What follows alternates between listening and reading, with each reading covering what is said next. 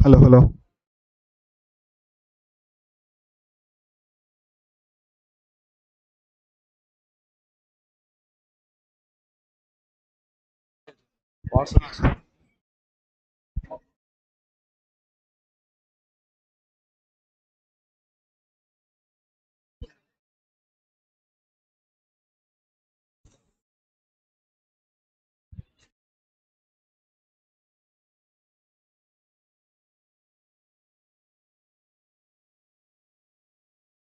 Share చేసి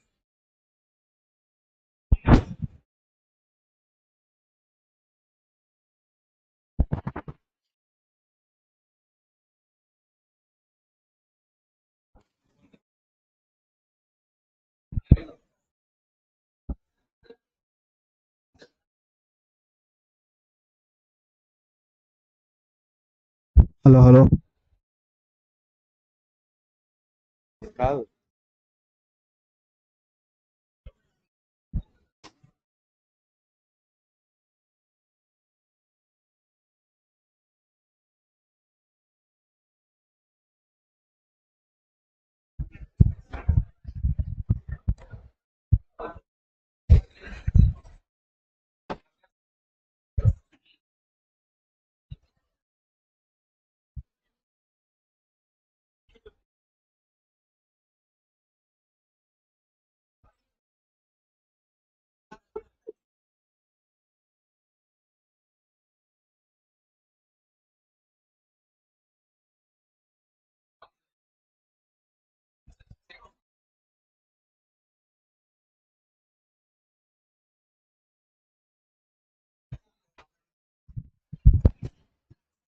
తెచ్చిందా నిలబడా.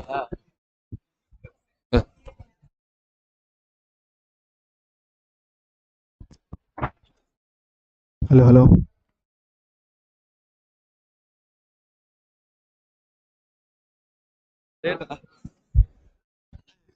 తీసేయండి అది.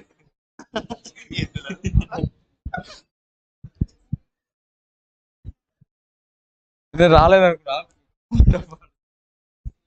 కొంచెం ఆఫ్ చేయి, మళ్ళీ వచ్చింది ఇది.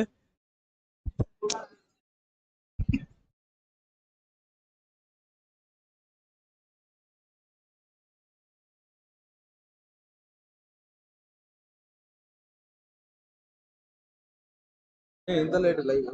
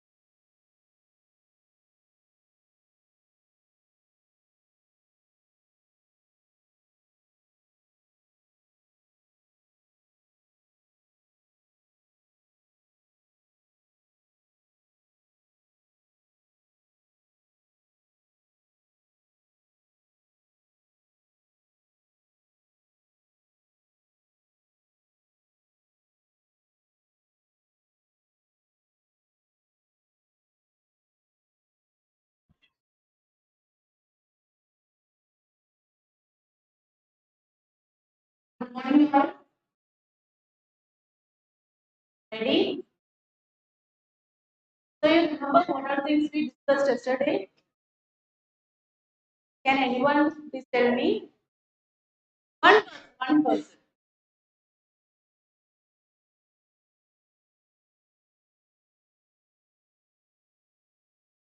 Okay, then I will call.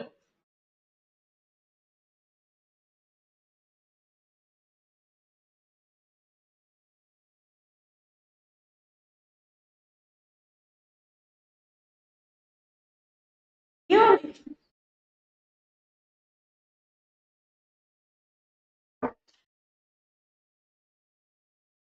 what are things we discussed yesterday?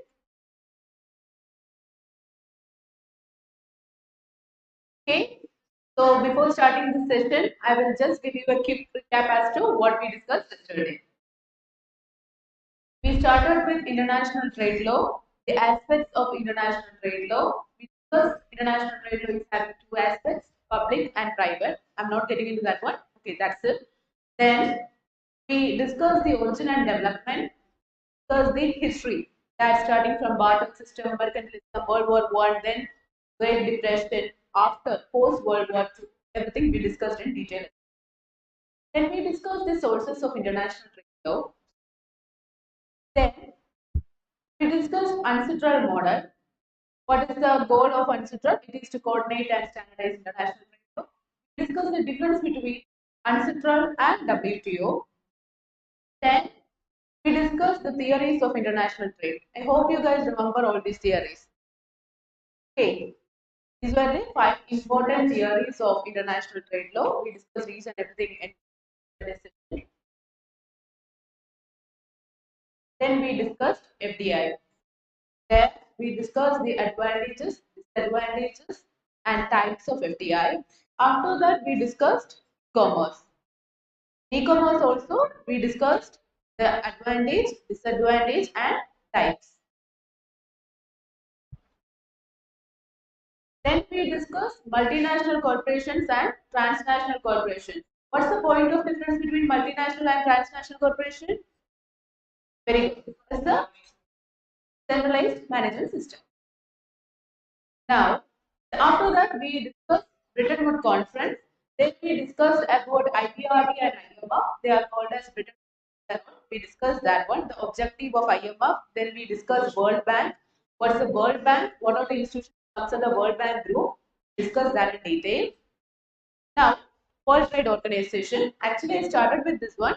To start, okay. Again, we start from World Trade Organization.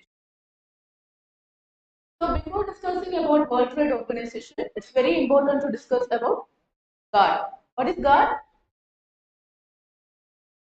Very good. General Agreements on Trade and Tariff. In the year 1947, 23 countries they met in Geneva and they signed the document of GATT. What was the aim or what was the objective of GATT? To promote the world trade by reducing trade barriers using MFN principles. Here, trade barriers are there. What are trade barriers? Things which is causing hindrance to the trade. So, how you can reduce and all we'll discuss. So, the objective of GATT was to promote the world trade by reducing the trade barriers using MFN principle. What is MFN? Most favored nation principle. That is, if 100 countries are there in one agreement, they are part of this WTO. Then, if you are giving some concession to one country, you have to give that concession to all those countries which are part of that particular agreement. That is most favored nation principle. Here, trade barriers are there. Right. How to reduce trade barriers? Initially, it was non-tariff barriers. What is tariff? Tariff, you know, right? Is the duties like, for example, the custom duties and all. So things we discussed yesterday. You listen here. So tariff, you know, right? So non-tariff barriers means what are things which are not concerned as tariff will come under non-tariff barriers. Okay. For example, quotas. So initially, quotas will be there, non-tariff barriers will be there. Yesterday we explained that one. Let's say, for example, we can import only, or like one country to the other country, they can import only 10 units of, or 10 percentage of that particular good. So if they want to import more, they have no other options. They can import only 10%. That is quantitative restriction. It's upon the quantity. Then these non-tariff barriers have to be converted to tariff barriers. If you are importing more, you have to pay tax. Okay. Then what will do? Initially, higher taxes will be there. Gradually, it will decrease into low tariff, and at the end, it will free trade. It will lead to free trade. Why it's higher tariff at the beginning and low tariff after that? Because otherwise, it will affect the domestic market. It's clear, right? And it seeks to avoid bilateralism by promoting multilateralism. Multilateralism is the agenda or aim of WTO agreement. So it seeks to avoid bilateralism. Then we discussed all these rounds. So in the first 7 rounds, the only matter of discussion was trade, trade, trade. Okay, they were only discussing about trade, nothing else. But the 8th round, that's from that Uruguay round, is very important. 1986 to, this round was about, like, it lasted for these many years. It's 1986 to 1994, because a lot of new things came into uh, the discussion. That's IPR, intellectual property rights, investments, agriculture, environment, etc. They all in the part of discussion. Then what happens is that there were no consensus between the developed and the developing countries. Okay, there were no consensus. How the decisions are taken in WTO? When all the parties agree, only decisions will be taken. Okay, it's not by the majority, it's not by the investment capability or nothing.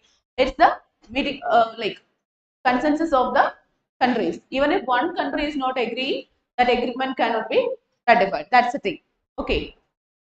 So here, the, like, developing countries is having one opinion, developed countries will be having another opinion. Then at that time, the Director General was Arthur Duncan. DG of Guard was Arthur Duncan. He proposed a final draft. In his final draft, he included all the discussions which were made by developed countries and the genuine modifications by the developing countries. Genuine according to who? According to the developed countries. Okay, it's, don't think that it included all the concerns of developing countries. It includes the concerns of developing countries which they felt, okay, this is genuine. Then it is known as Marrakesh Agreement or Dunga Draft. All countries signed that agreement. That then,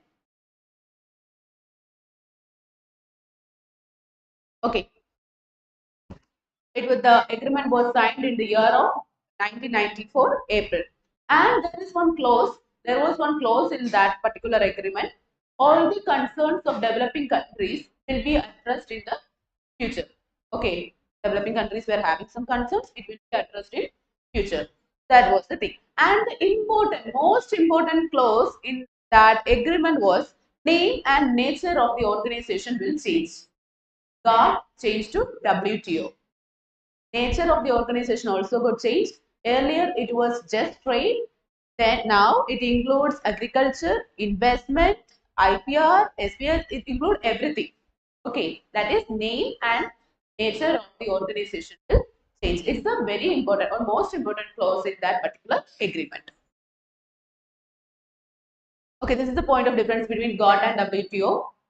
GATT is basically just an agreement, but WTO is a proper organization. The agenda of GATT is a narrow agenda, whereas the agenda of WTO is a broad agenda. What was the agenda of GATT? Trade, only trade. So WTO, it includes all other things. Trips, streams, everything is there under WTO. There was no judicial power. If some party is doing something, against the agreement. There were no judicial power vested with God, but WTO is having a proper body for the adjudication of all those things.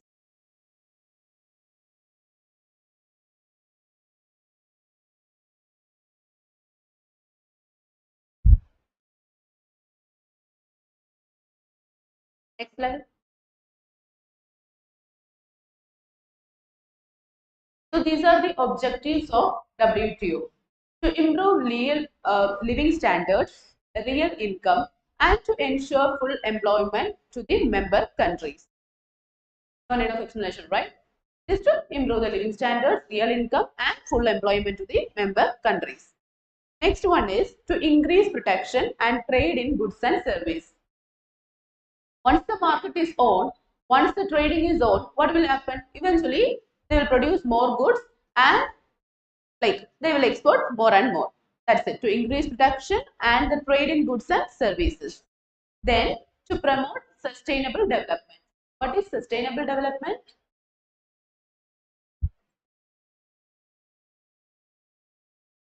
What is sustainable development?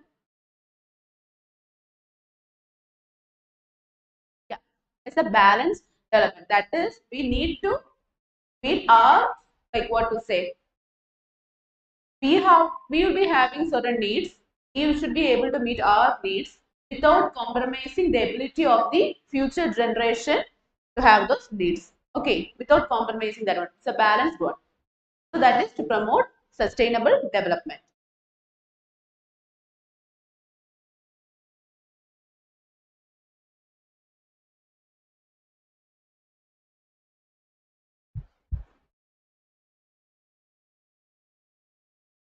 Shall I change the slide?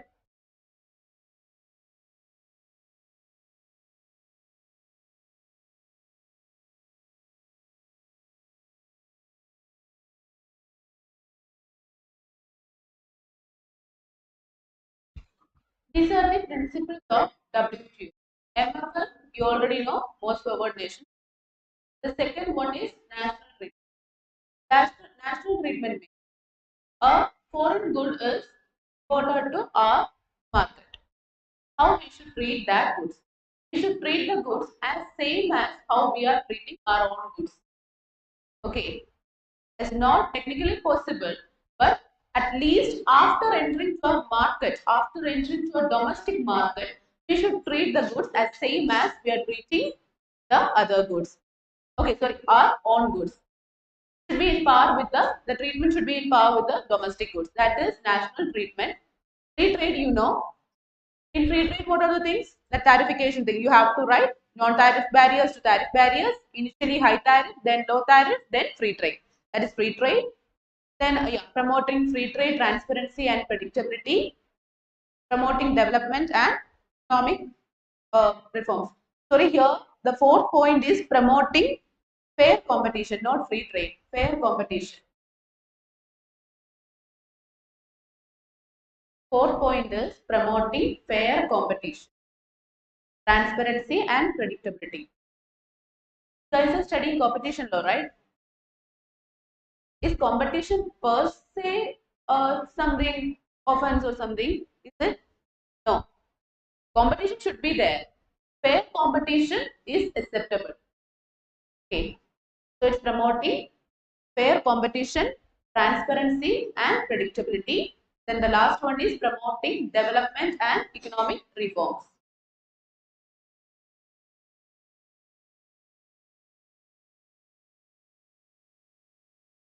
Now, getting into the structure of WTO.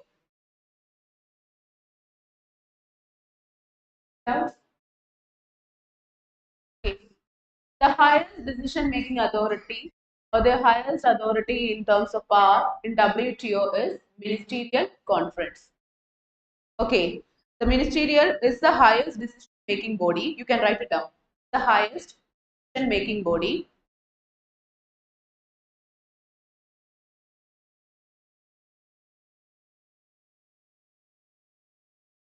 meets once in 2 years. First point is highest decision making body, then it meets once in 2 years.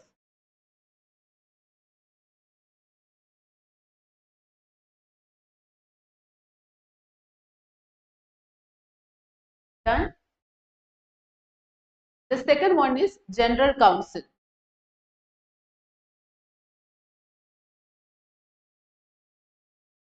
It's a permanent body.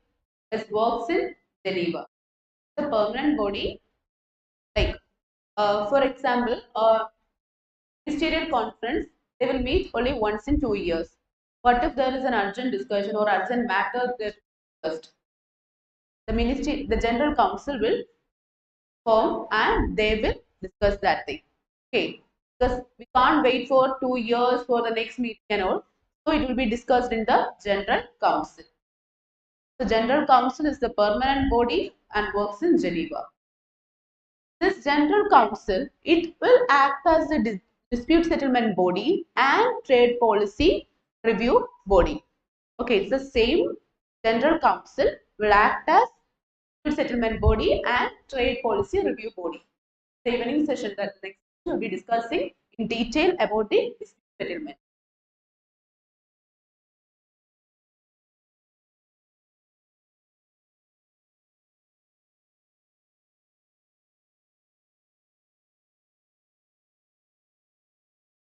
Then comes the Good Council, Intellectual Property Council, Service Council, everything. You can just write it down. Then this trade review body. What is the purpose of that one? To conduct review of trade policy. To conduct review of trade policy after every 2 years. Conduct review of trade policy after every 2 years. Why they are reviewing that one? Just to see that all this agreement they are obeying the WTO norms, whether they are in par with WTO norms. For that one only they are reviewing it in every 2 years. Then the dispute settlement body. The dispute settlement body, if any one of the member country violates or the other country feels like yes, they are violating, then they can put a complaint before the dispute settlement body. There are certain procedures to what to say to arrive at a decision in the dispute settlement body. We'll discuss it in the next session. So the dispute settlement body, it's the body for the like if any of the member countries violates any rule, will complain to the dispute settlement body. And okay, one order is passed by the dispute body. But the parties they are feeling like no, we are not okay with the decision. So the aggrieved party they can prefer for appeal. The decision from the appellate authority will be binding and it will be final. Okay.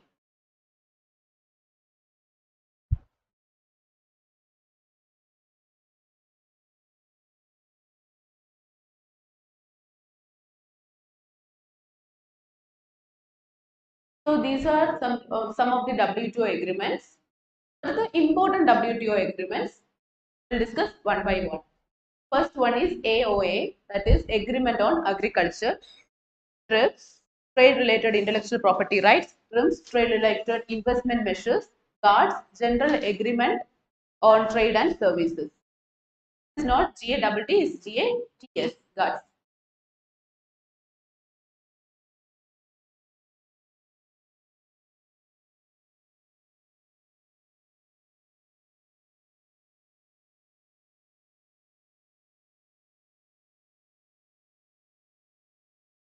First one is Agreement on Agriculture.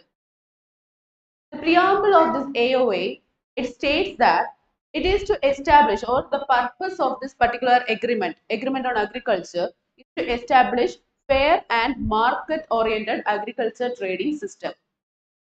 Establish fair and market-oriented agricultural trading system. So this AOA, it was the most complicated of all multilateral trade agreements. Why is it? Because from this definition itself, we came to, sorry, not the definition, by the purpose itself, you came to know why is it. Because it's market oriented. What is market orientation? Write it, then I will explain. Market orientation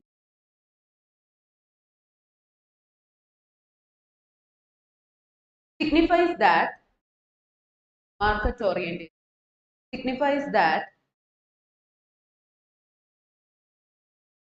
members should members should subject themselves subject themselves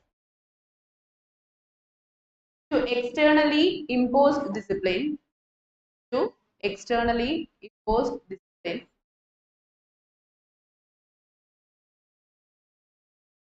externally imposed discipline full stop. From this itself it's clear that is agriculture, as you know, it's too basic, right? It's too basic for every country. It's the same in the case of developed countries as well as developing countries, isn't it? So, market orientation means we should submit ourselves to the external market policies or externally imposed discipline. That's why it's very hard to arrive at a conclusion. Why this is why it is the most complicated agreement among all of those, because agriculture is too fundamental for every countries, like for least developed, for developing as well as developed countries. So discipline, externally imposed discipline, but agriculture, next sentence, but agriculture is too fundamental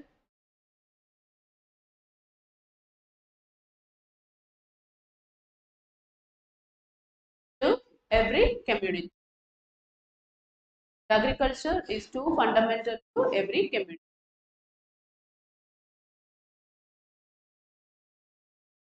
This shows the difficulty in enforcing particular agreement. Okay, understood? Now, this AOA is having three important pillars: market access, domestic support, and export subsidies. Discuss one by one in detail. Shall I change the slide? Okay, market access. How to do that one? By three ways: tarification, tariff reduction, then preferential access through tariff rate quotas. Tarification you already know, right? What is tarification? Anyone?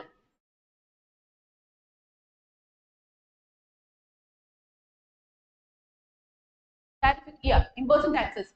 That's right. What was there? Non-tariff barriers. Same thing only. Okay, tarification is same thing only. You have to impose taxes for that one. Then finally free trade. Okay, that's the tarification. Then tariff reduction. That is, developed countries, they have to reduce their tariff by 36 percentage in 6 years. That is WTO. It came to existence in the year 1995. That is, by the year of 2001, the developed countries have to should reduce their tariff by 36 percentage in years. And the commitment of developing countries is 2 by 3rd. That is, the developing countries have to reduce the tariff by 24 percentage in 10 years. That is 2001 by 2005. Okay, numbers are important. You can just note it down. The commitment percentage, developed countries is 36 and commitment of developing country is 2 by 3rd. That is 24 percentage. They should reduce within developed countries within 6 years, developed within 10 years. The LDC, that is the least developing countries, developed countries, they have no commitment. Okay, only developing and developed countries are having commitment.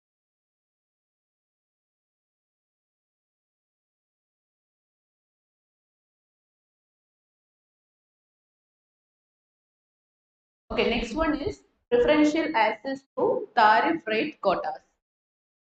In this one, up to certain limit, low tariff will be there, and if you are importing more and more, high tariff will be imposed. Okay, this limit is not fixed by the country. It will be discussed by the agreements or something, and most of the time it will be 5% of the domestic production. Okay, that is preferential access to tariff rate quotas. This this thing up to certain limit low tariff. After that, beyond that, high tariff will be imposed.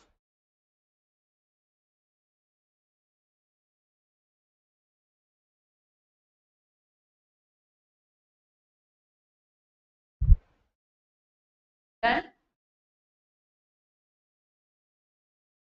next one is domestic support. Please pay attention in this one because it's not tough, confusing. So total aggregate measurement of support, that is AMS. AMS is okay. Now when you are saying okay total aggregate measurement and all, you get confused. See this word as subsidy. You know what subsidies are, right? So this AMS is nothing but subsidy. Now read it. Subsidy should be de minimis. That is, it should be within limits. So total aggregate measurement of support AMS means subsidy. Okay, it should be always de minimis. That all form of domestic supports should be subject to rules. What does it mean? In agriculture, for example, our country may be providing seeds at low rate, fertilizers at low rate. So we will be providing more and more things. For example, sometimes we give electricity at concessional rates. So these are the domestic support given to the agricultural industry. In this one, what it is that it should be within limits. Okay, the domestic support that we are giving should be in limits. So the WTO, it classifies the domestic subsidies into three categories: green box, amber box, and blue box. Green, amber, and blue. Like in box, just means the WTO terminology is box means subsidies. Okay. The green one, it includes non-trade distorting subsidies. That is, they are not creating any effects on trade. Non-trade distorting subsidies are under green box. Trade distorting subsidies are under amber box. And blue box also include trade distorting subsidies.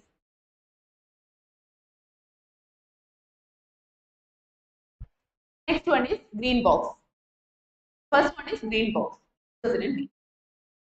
This box includes subsidies do not distort trade, or even if there is distortion, it will be minimal only. Okay, minimum distortion only it will cause.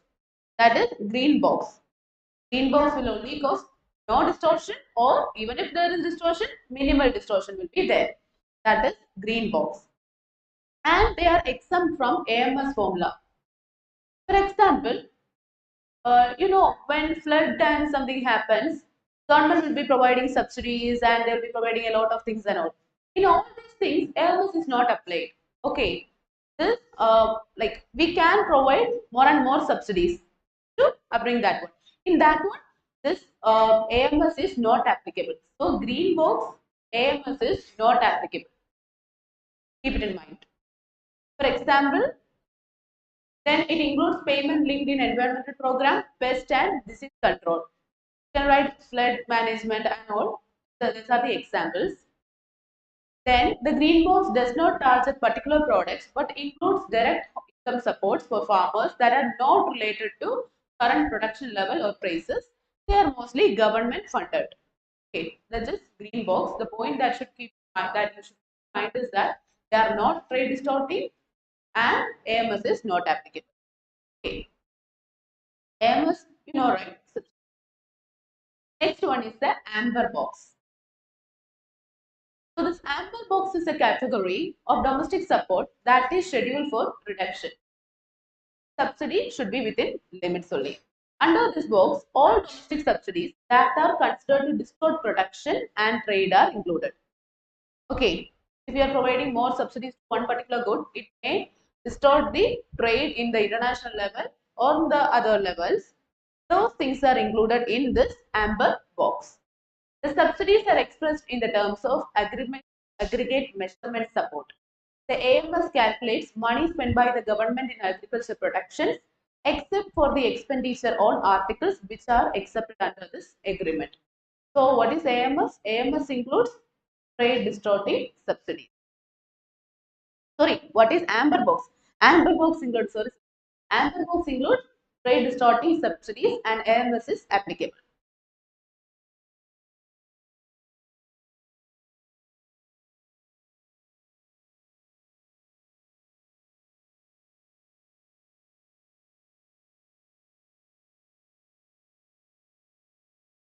Shall I change this? Next one is the blue box. Blue box means amber box with conditions. Okay, some trade distorting subsidies will be there. Some trade distorting items will be there. It will all come under amber box. Trade distorting things will come under amber box. So there will be some exceptions given to those things. It will come under blue box. Actually, the developed countries, they are the one who are deciding what all things should come under this thing and all. They are misusing this blue box thing. Okay, nothing. Blue box is nothing. It is amber box with conditions. I think I have included. Yeah, blue box. It includes trade distorting subsidies which are not included in AMS box under certain conditions. It is basically amber box with condition. Okay, basically amber box with conditions. And okay, in developing countries, we can, India is a developing country, you know that, right? We can violate this AMS norms under this amber box in case of food security program. But if we are violating that one, we should submit all those things to WTO. Like what was the price, why we provided this one, for how long we provided that one, how much we provided, every details about our internal market and everything relating to that particular product should be submitted to WTO. Okay, so developing countries are having that privilege. You can write that one. Developing countries can violate AMS norms supporting food security programs. What is the condition here? Submit all details to WTO.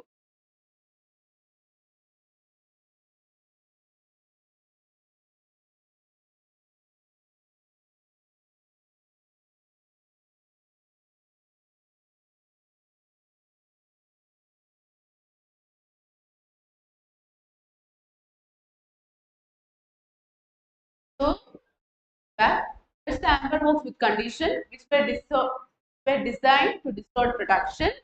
Production's limiting programs were included in this box.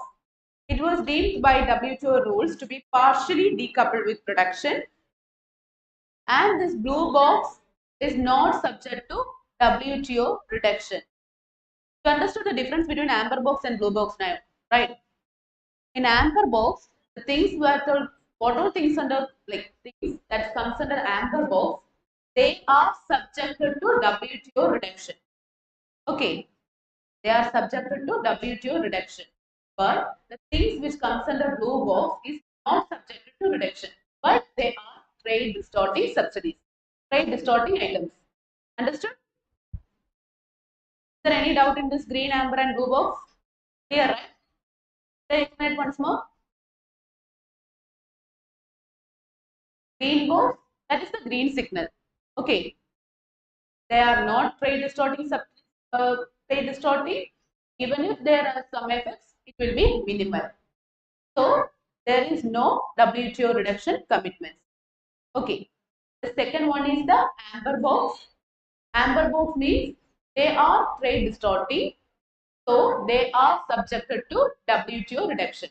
The government is providing more and more subsidies. Okay, well, the basic thing is that the government is the domestic support. India government, how they are providing support to their domestic things. Okay, you should keep that one in mind. Then you listen to this thing. So in amber box, the government is not supposed to give more and more reduction because it will distort the trade in international level. Okay. Then comes to blue box. Blue box are trade distorting only, but still they are not subjected to WTO reduction. That's why we call blue box as amber box with condition. Okay. There, hope it's clear to you. Next one is export subsidies. Again, this value, this agreement is required to developed countries to reduce they should reduce the export subsidies. So these are the commitments.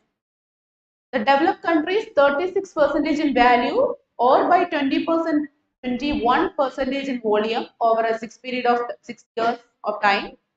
Then for developing countries, it is 24% and 10% in volume over 6 years of time. And the base year, okay, this is when we are talking about this reduction and all, it's the 1995, that time only, okay. Here it is the base year.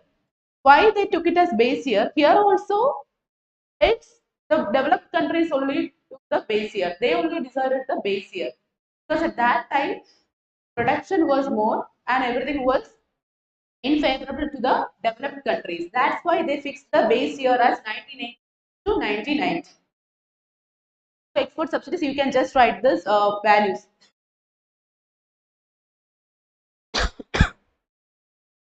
Here again, the LDC, that's the least developing countries, they have no commitments.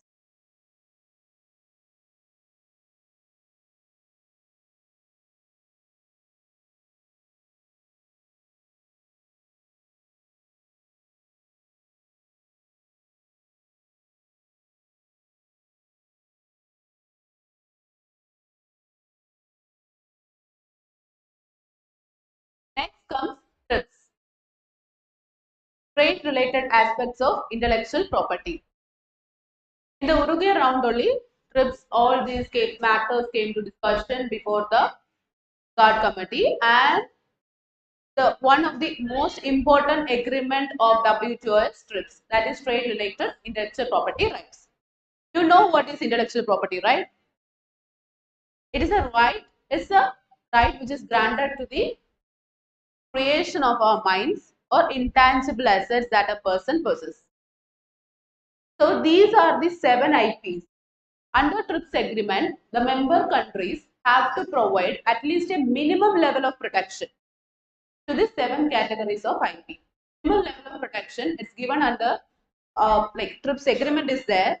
One and one article, like for patent, what protection should be given, for this thing that like trademark, what protection should be given, everything is there in the TRIPS agreement. So these are the 7 IPs. Write it. Patents, geographical indications, copyright and related rights, trademarks, trade secrets, industrial design, layout of integrated circuit. So these are the 7 categories of IP. Should be given minimum level of protection under the TRIPS agreement.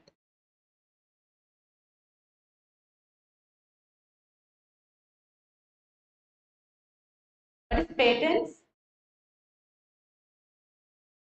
Patent is granted to inventions.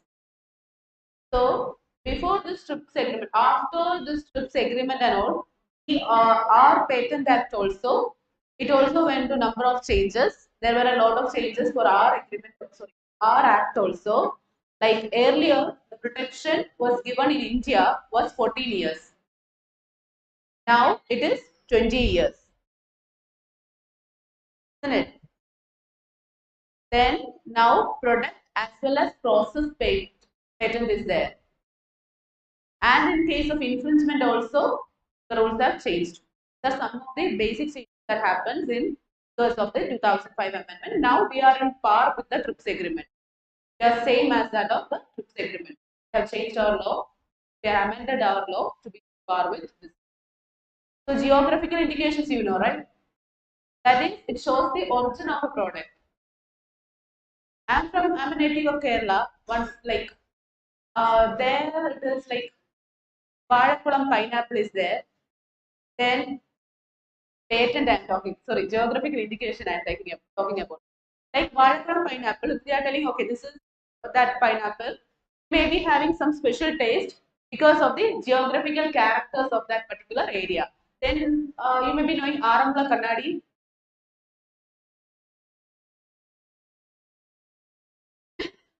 I'm talking about my place, you are talking about your place. Problem. So Aramala Kannadi is there. Okay. Yeah, very good. Marayu Shatara. Then what's special about Andhra?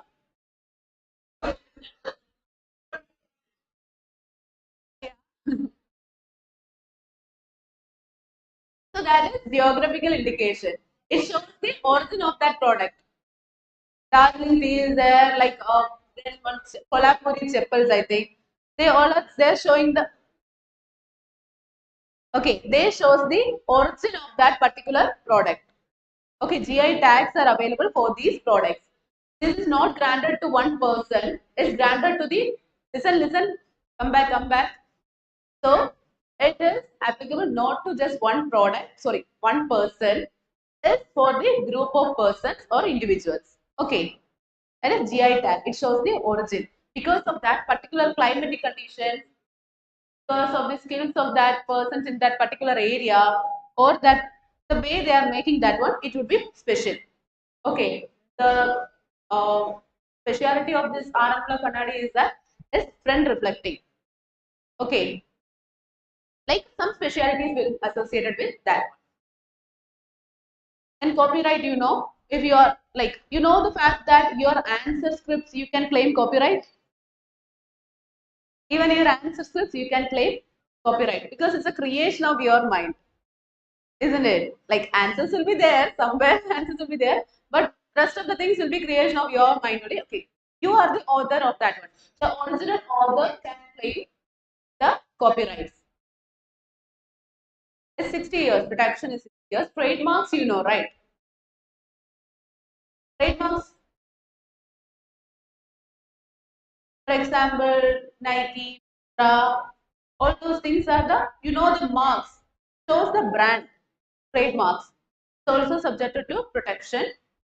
You can't like tomorrow I can't go and create, some kinds of influences are there in the local markets and all, but I can't create a same logo and same and all, right? Or for a well-known, you guys are studying patent, sorry, IP, so you know about well-known trademarks and all, right? Then trade secret, it should be protected. Industrial design is a design. For example, this particular bottle is having a particular design. It is getting attention because of the particular design. And tomorrow I can't come and copy that design. It amounts to infringement. Layout of integrated circuit is basically the topography of the that thing. Electronic circuits and all. Okay, that is topography layout of integrated circuit. These all 7 categories of IP should be granted with minimum protection in every country. Okay, that's trips. Intellectual property, as we already discussed, it refers to the creation of mind. These creations can take many different forms such as artistic expression, signs, symbols, and names used in commerce, designs, and inventions. And government grant creators the right to prevent others from using their inventions, designs, or other creations. So it is the sole right which is available with the creator or inventor or the author of that particular invention. Okay, he can exclude others from using his thing, like infringe. If one person is infringing, he can exclude them from using. So it's a negative right. Okay, we are excluding other persons. And to use that right to negotiate payment in return. I invented something. If you want to use, you pay. Then you can use. Okay, I should get some benefit out of that one, right? So you can pay and you can use that one. Like for example, you guys will be studying like medicinal patents and all, right? For medicines and all, how it's applicable and all you'll be studying. This WTO TRIPS negotiated during 1986 and 94, the Uruguay round, that's the 8th round, introducing intellectual property rules into multilateral trading system for the first time. The WTO agreement on TRIPS is the most comprehensive multilateral agreement on the intellectual property. So whenever something related to TRIPS comes, sorry, intellectual property comes, the agreement is TRIPS only. Okay, it's the most comprehensive one. It plays a central role in facilitating trade in knowledge and creativity, in resolving trade disputes over IP, and assuring WTO members the latitude to achieve their domestic policy objective. So, it is the what to say is the final authority, and it contains all the rules relating to IP. And most important thing is that don't forget to write the 7 IPs and also minimum protection thing. Okay, minimum protection should be given in other markets. Okay, that's the objective of TRIPS. Here, so these are the 5 broad areas which is covered under TRIPS agreement. How general provisions and basic principles of multilateral trading system apply to international intellectual property. The next one is, what is the minimum standard of protection for intellectual property rights that members should provide?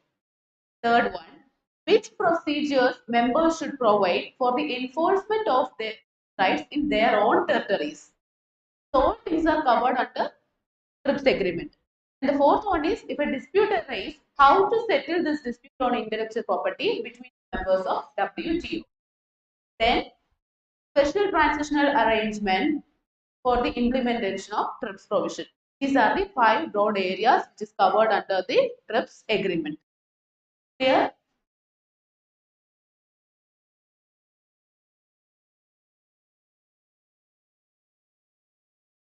then comes TRIMS, that is trade related investment measures. Here also it's relating to the investment. Okay, we all, you know what is investment is, a foreign person is investing, or a foreign, like we are investing or they are investing, it all comes under this one only. Here also tarification, same. Non tariff barriers to tariff barriers, the same. National treatment means once it enters, here it's the, in terms of money, once it enters to a domestic market, we treat it same as that of our money only. Okay, that is national treatment. These two are the principles comes under trade.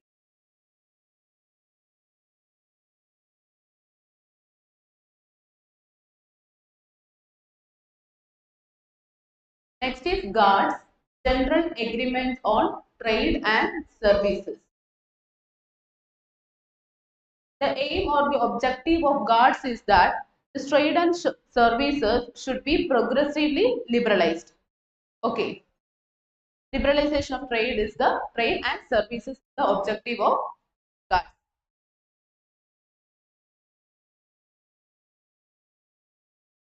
So how it can be liberalized? The first one is cross-border trade or supply. Is the cross-border trade. I already discussed that one. Second one is consumption abroad. I will discuss this with the help of tourism as an example. Consumption abroad. Listen, when we are going out of our country, or we are Indian, I am going to Malaysia, let's say for example, it is treated as what to say. So from my country is treated as imports. Why? I am going to Malaysia. It is treated as imports because their outflow of cash is there. When we are importing something, we will be paying cash. Outflow of cash will be there.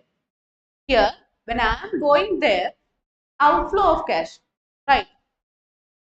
So it is treated as import. For example, a Canadian citizen or a Canadian person is coming to our place for tourism purpose. It is treated as exports. They are coming and it is treated as exports. Why? Because inflow of cash is there, right? Foreign currency is coming to our market. Don't confuse between things. You can note it down. Like from a country, it is treated as imports. To a country, it is treated as exports. Tourism. Write tourism as an example and just write these points.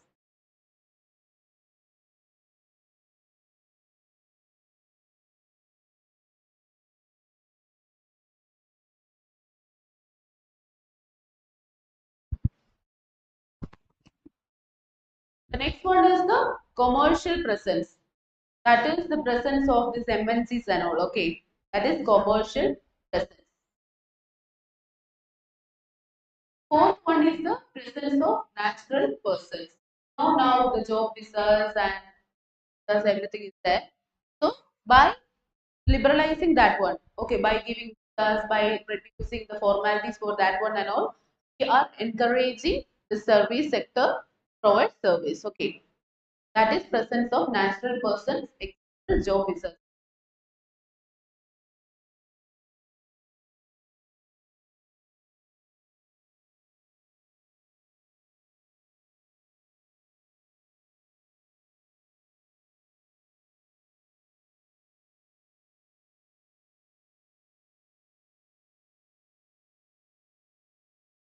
And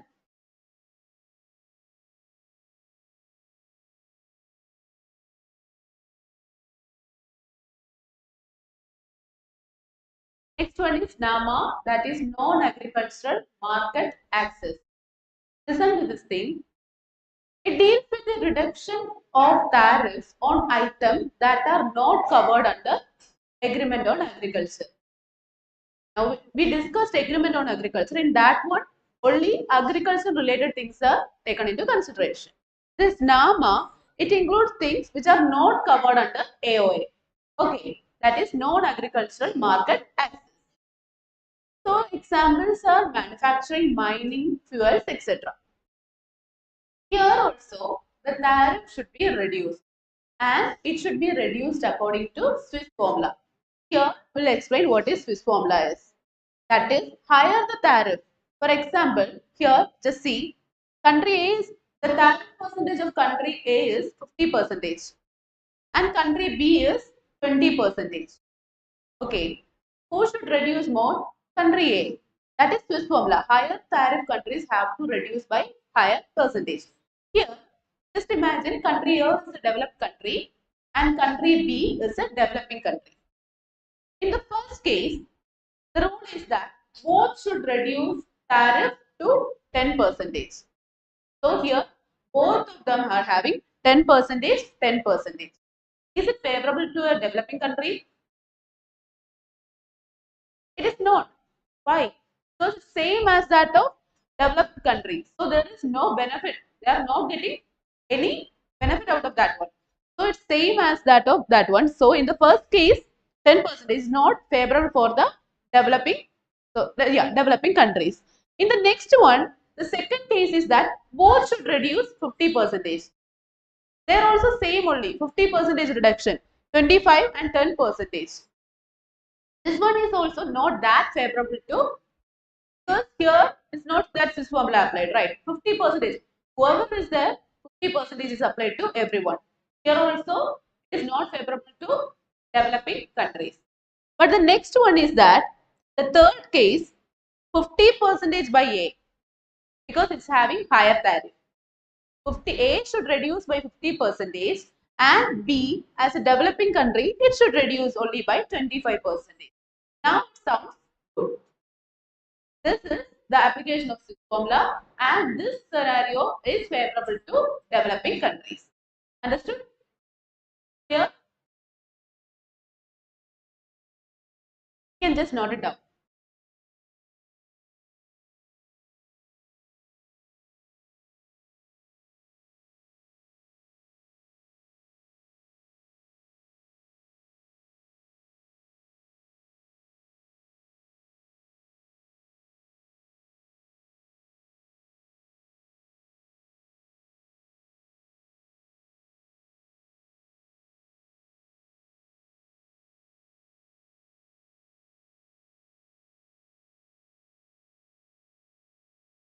Here,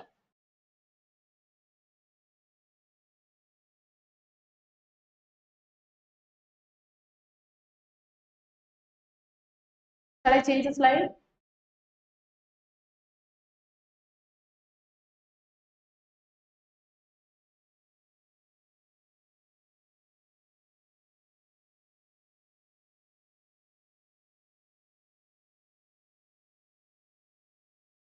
Next topic.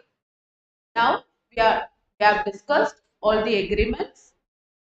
You now know about agreement on agriculture and what are the three pillars on agreement of agriculture. What are the three pillars?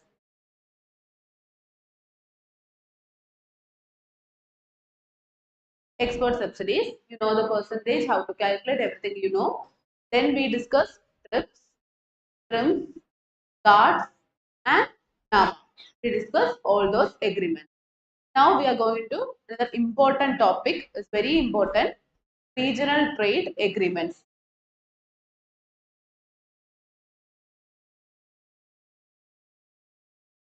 In short, RTAs. Regional trade agreement. RTA.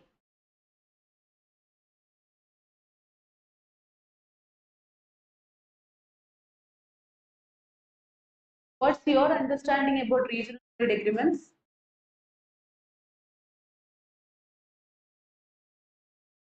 Okay, this RTS, they promote regionalism. What WTO is aiming at is multilateralism. Okay, regionalism and multilateralism. Regionalism is a narrow concept. We discussed about the objective of WTO. There we discussed in order to promote multilateralism and to reduce bilateralism. But RTAs are leading to bilateralism and all right. So it's a narrow concept. For example, 100 countries are there. Among the 50 countries are making some agreement around according to their regional things or something. That is regionalism or RTS. Having a lot of examples to discuss one by one. NAFTA, SAFTA, SARC, and all comes under this thing only. They are the regional trade agreements. So WTO promote multilateralism, whereas RTS promote like regionalism, and it's a narrow concept. WTO promote multilateralism and globalization. There is like in that there will be equalization of trade. There are a lot of effects because of this regionalism. Have you read this book? Shall I change the slide?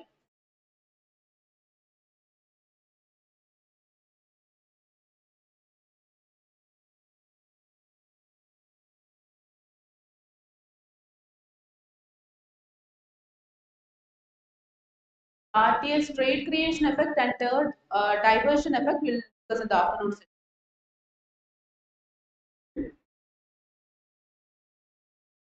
Now we'll discuss the advantages of RTA. Okay, not okay. We have to complete this RTS, its objectives, then we have to complete dispute settlement.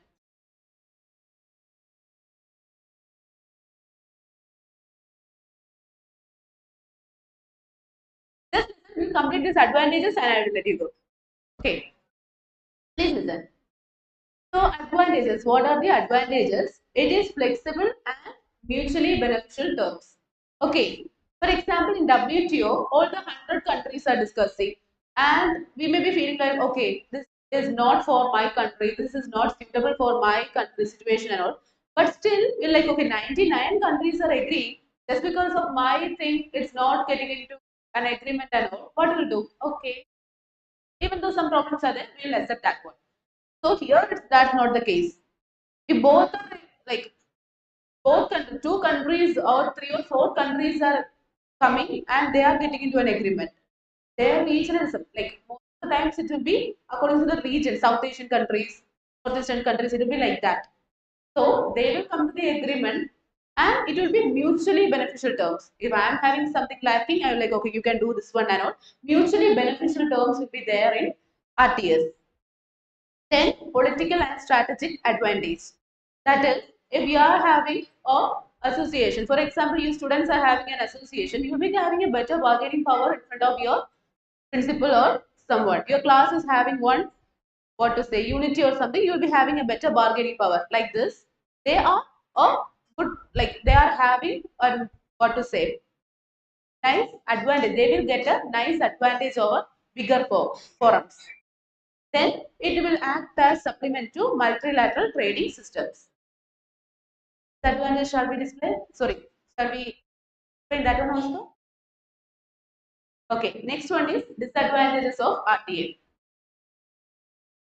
That is doubtful welfare effect due to trade diversion. Trade diversion will explain in the next session. Now just understand. Done. I will explain this trade diversion, then I will explain this point. Then noodle bound effect. Noodle bound effect means in WTO, we all 100 countries are having only one agreement. Okay, so there is no doubt between anything. In RTS, India may be having an agreement with China, India may be having with Pakistan, India may be having with Japan. So all agreements there will be overlapping. That is the noodle bound concept. Okay, this is one of the disadvantages of RTA. We'll discuss the trade diversion and creation in the next session. Thank you. How happy you are.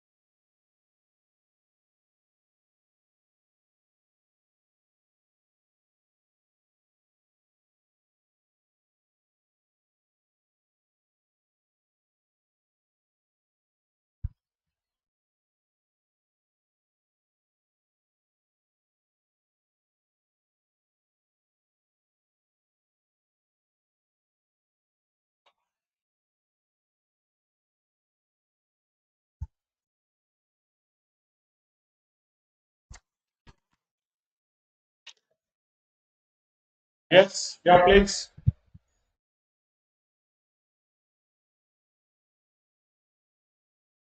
Right? Yeah, you are all good persons, good people, self-regulated persons. Once if you come into the class, take with you something, knowledge. Class on the outer. Every day is a learning day for you. Right? Yeah, please. Yeah, whoever is operating mobile phones, keep inside the mobile phones. Right? Yes. Now we have seen the basic definition of mediation. Right.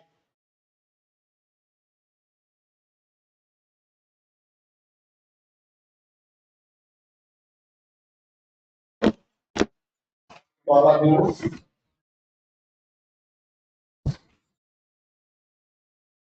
Some of the students are behaving very hardly. I'm not going to do it. I'll put them under misconduct. I will report the same to the university. I will not forward for application.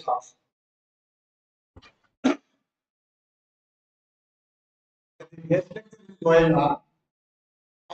We are discussing backside and giving disturbance to the other good students also. Is not bad on your part. If any such student is here, please kindly go out. I give you PC and send you out. I don't want such type of people. Why I am taking this much risk and conducting all the classes? Any college is doing all these things? They tell me by new development, by following the Bar Council of India rules and regulations. We are going ahead. But if you do like this, I know how to cut and where to cut. This is not the way. When the other university professor has someone giving lectures, sitting backside and doing some nuisance and nonsense, are you not ashamed of it? Hereafter, if you are not maintaining silence, and I am asking the staff members also, simply take the number. Don't take anything with them. Then what of me? I will take care of them. I can go to any extent of helping you. At the same time, if you go wrong, I will also go to any extent in damaging you.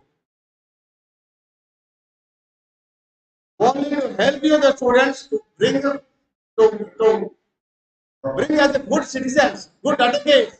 We are taking all these precautions. If any one of you are not able to sit here, please get out from the hall. Don't come in between when the class is going on. Now what I am telling, those who are not interested, now itself will go away. Give registration numbers and go. But if anyone is going up, make note of their registration number. What will to be? They can go forever, not only for these classes. What is this? You are insulting the professors who are coming from outside and giving lectures here. Is it the way?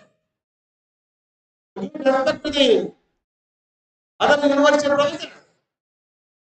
How do they feel? How do you feel? I am very sorry to face this type of things.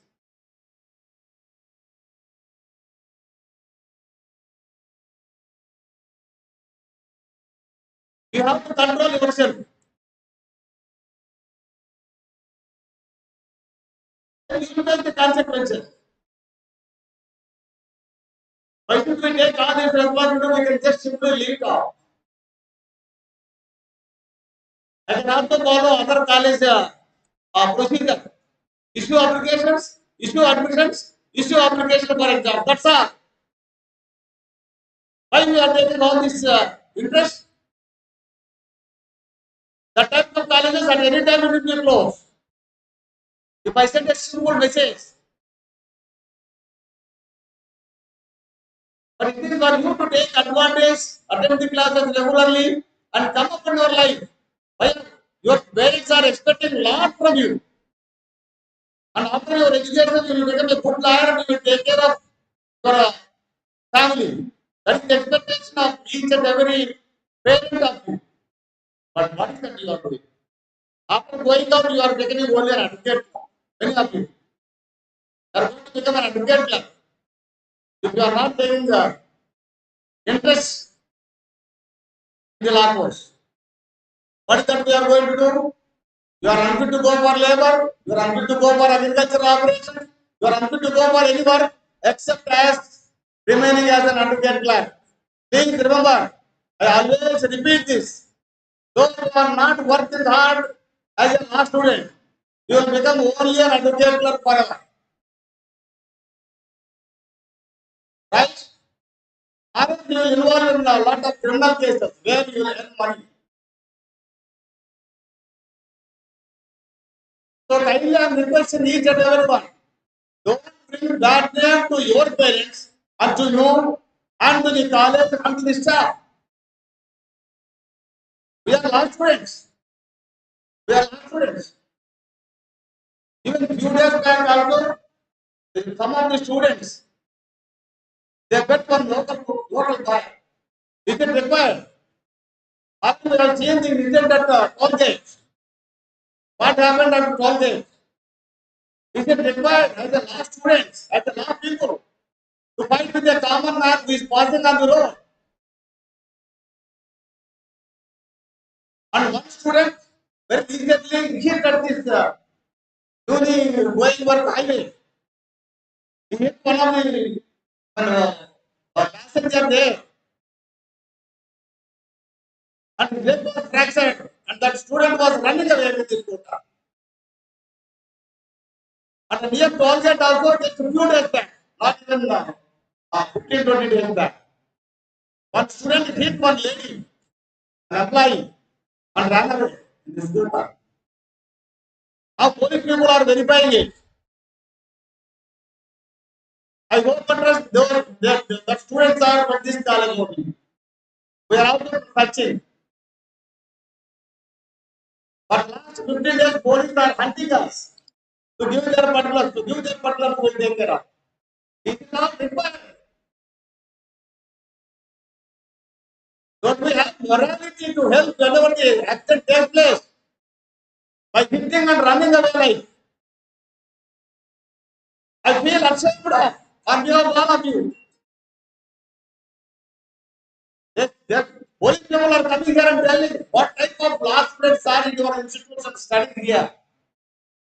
Is it the way of hitting the passengers and running away?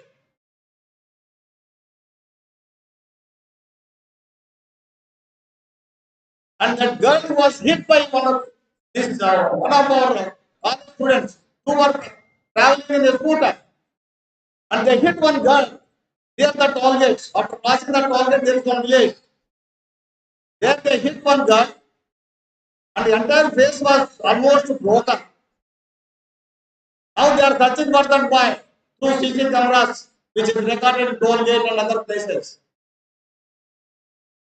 I hope they are from this college. And the fellow who yes, sir. Hit one of the students, passenger here, near the flyover. He hit one boy and run away. And behind that, our librarian is passing on. How many students? Even in time, I am telling you, even at the time of taking admission, when I am addressing in the beginning class, I am telling you, I don't know three principles. If you say that you are a liar, no parent will come forward to give their data, or rented house, or a bank loan. Why? Every time I am repeating the character and conduct of our law students. If we are not maintaining our conduct and character, we are just like animals. Is it not? Only because of some of the students, the entire students community gets bad. Not all. Very few students. They damage the entire law students community itself. So please, if anyone is not interested to sit and listen to the lectures, you can as well go away so as to give scope for other students to listen to the lectures. This is what I request. So please kindly follow this principle, follow this policy. After all, you will be here up to attending classes up to 13th or 14th. At least for 2 days. Why we are taking all of this risk in conducting all these things? Inviting people from outside state, giving guest lectures and all. But if any student does like this, I am not going to give degree. Even a student who is found involved in that accident also, I am not going to give degree. Take it for granted. Let them go to any court. Against me, I am ready. And even courts are also against the law students and the law advocates. Not all. The law advocates, bad law students. Not all. There are very, very good students. Majority are very good. But because of few students, the entire community gets bad. So please don't repeat it. Kindly listen to the lectures and try to get good marks. Try to get the bill of all the lecturers. How to get more marks? You should be in search of getting more marks. See, anyone can get law degree, but what is the use? Unless you work hard and come up. Any passenger who enters in the train or who enters into bus will have tickets. Like that, we will have a ticket. What is the ticket? Law degree certificate. What is the use? Unless you practice certain models. So my sincere appeal to all the students, not only now, throughout your life, as an advocate, as a law student, I will be a model to the entire society, so that the entire advocate community gets good.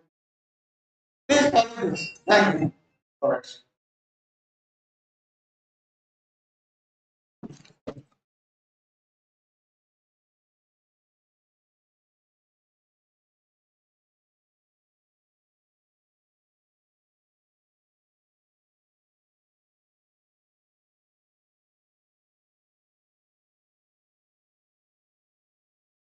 Court participant, we have a meeting at 2:30. You have to come for 4:1 around 2:30. All the court participants, please. Sorry, number 4:1. Have a meeting.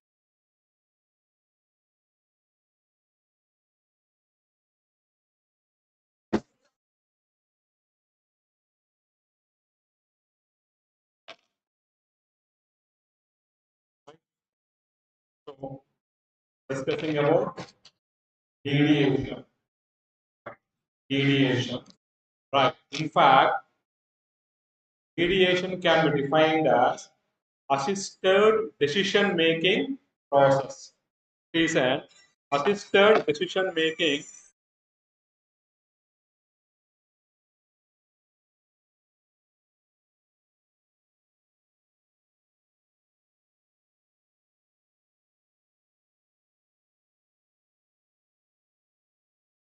system.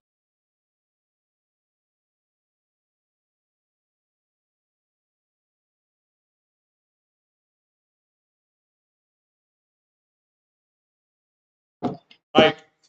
It is an assisted decision making process by a third party neutral. In fact, negotiation is somewhat informal in nature.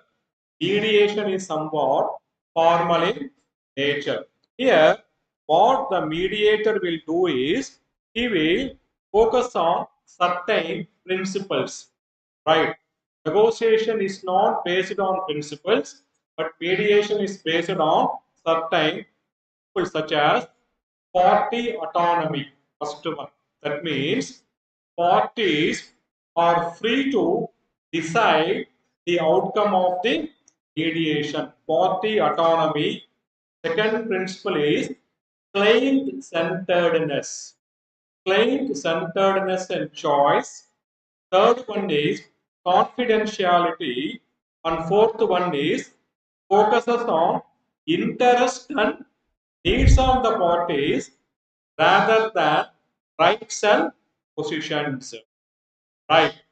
So these are the principles on which mediation works. Party autonomy means parties can choose consent, whatever it may be, totally client centeredness. Here, mediator is giving prime importance to only the autonomy, but not on the position and interest of the parties. Here, there is a difference between mediation and negotiation. Let us see the difference. In mediation, one independent dispute resolution practitioner will be there. Independent dispute resolution practitioner will be there, whereas in case of negotiation, there is no independent dispute resolution practitioner. That means any person cannot be a mediator. Why? He is somewhat legally enforceable. There are certain criteria rules are there. Arbitration rules 2003. Under these rules, only certain persons can act as a mediator. Why? Once if you reach a consensual agreement, thereupon to reach an agreement, it is enforceable by the courts like decree, where it is absent in case of a negotiation. Now, negotiation is unstructured in manner. Unstructured means he will call the parties, he will make them to arrange at a consensual agreement. But here, mediation process is generally more structured. Structured means they will formulate a procedure. They follow a procedure and it is more explicit in nature. Right? Even in number of courts like Australia, US, UK, Sweden, and France, agreements to mediate can be enforceable. Like normal agreements, whenever you are entering into an agreement for mediation, those agreements are enforceable in the courts of law, whereas negotiation agreements are not enforceable. Right? Now, in mediation, there are many normative approaches are there. That means different approaches they are following to solve a problem. So first one is right-based approach. Second one is interest-based approach. Now, parties are coming for mediation. Here, interests are different from rights. To understand the legal implication, interests are different from rights. Now, whenever parties are coming for mediation, here the mediator is telling that these are the rights under which I can mediate. That means, irrespective of your interest, here only your substantive rights prevail. That is, rights based approach. These are your legal rights. If you go to the courts, this is going to happen. So we can avoid this, and based upon these rights, we can mediate. Now, coming to interest-based approach, irrespective of not only these legal rights, they will go according to the interest of the parties. So these are the two normative approaches by we are following to know plea bargaining. Have you heard about plea bargaining? What is meant by plea bargaining? Plea bargaining. Have you heard about this? Plea bargaining. I